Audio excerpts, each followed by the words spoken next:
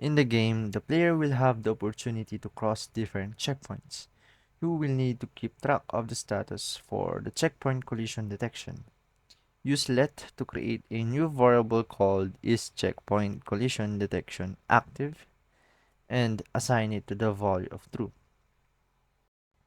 So what is let and what is its difference from the variable const? So let's say if you want your value to change over time, you should use the variable let.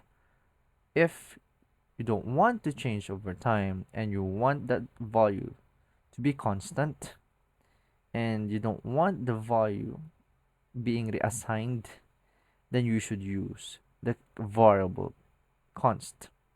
And I think it's named const because the value assigned to that variable should be constant. That is why it is named const, or at least what I perceive.